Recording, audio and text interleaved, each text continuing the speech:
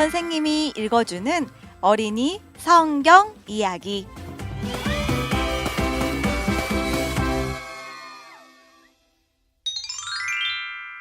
(185번) 이야기. 예수님이 하늘로 올라가시고 성령님이 오셨어요. 사도행전 1장에서 2장 말씀. 예수님은 부활하신 후 40일 동안 여러 번 제자들에게 나타나셔서 이야기하시고 갑자기 사라지셨어요. 그리고 부활하신 후 40일째 되는 날 제자들에게 한 번 더 나타나셨어요. 그때 제자들은 예루살렘 성 안에 있었어요. 예수님은 자주 가시던 감람산에 제자들과 함께 오르셨어요. 거기서 예수님은 제자들에게 한 가지 약속을 하셨어요. 예수님이 제자들의 마음에 곧 성령님을 보내주실 거라고요. 성령님은 하나님이셔요. 그리고 그 하나님이신 성령님이 제자들의 마음속에 계시게 되면 전에는 이해하지 못했던 예수님에 대한 모든 것을 이해할 수 있게 될 거예요.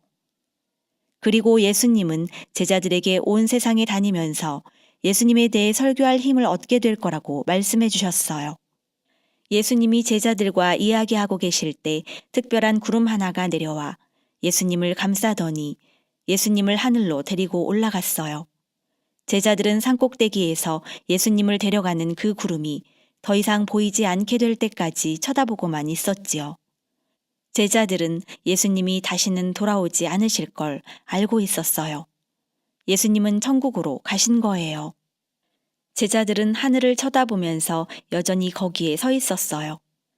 그때 흰옷을 입은 두 천사가 제자들 옆에 나란히 섰어요.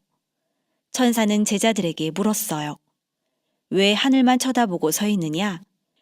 두 천사는 제자들에게 언젠가는 예수님이 하늘로 올라가신 모습대로 구름을 타고 다시 이 땅에 오실 거라고 약속했어요. 여러분은 그때가 언제일지 알고 있나요? 그날은 세상의 마지막 날이 될 거예요. 그때 예수님이 자기 백성 모두를 하나님이 계시는 천국으로 데리고 가실 거예요. 우리는 예수님이 구름을 타고 다시 오시기를 지금도 기다리고 있지요. 그 후에 천사들은 하늘로 돌아갔어요. 제자들은 예수님의 약속대로 성령님이 마음속에 오시기를 기다리려고 다시 예루살렘으로 돌아갔어요.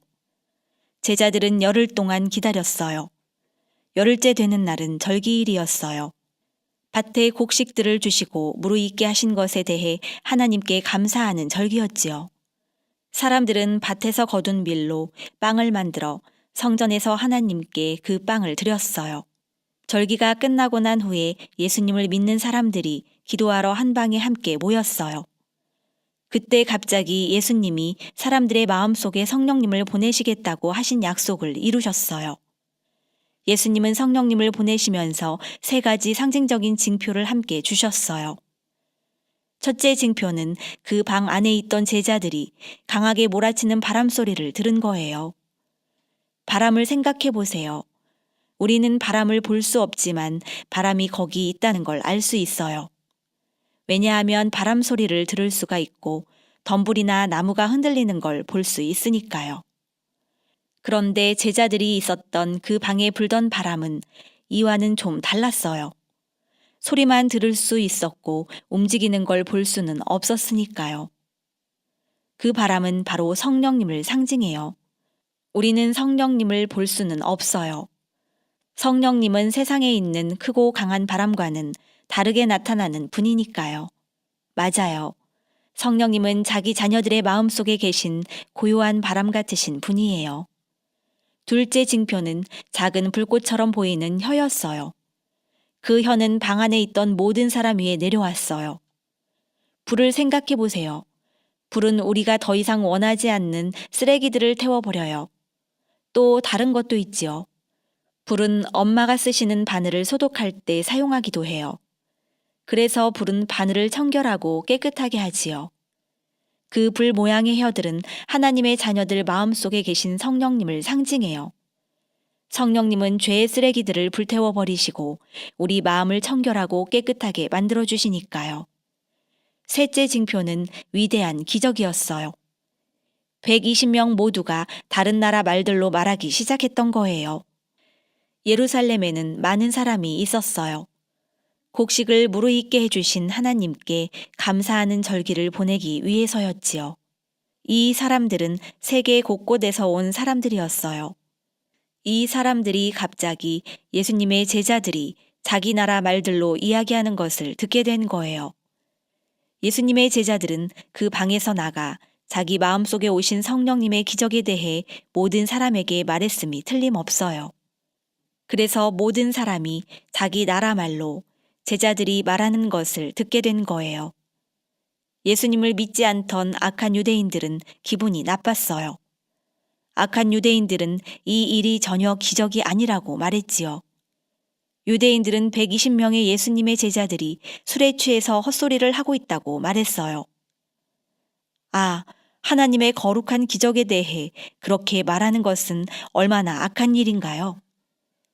시몬 베드로는 유대인들에게 대답했어요.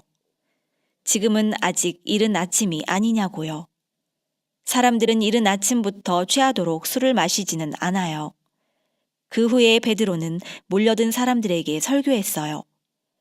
베드로는 사람들에게 아주 오래전에 살았던 하나님의 선지자 중 한 사람인 요엘이 언젠가 이 기적이 일어날 거라고 말했다는 걸 이야기해 주었어요.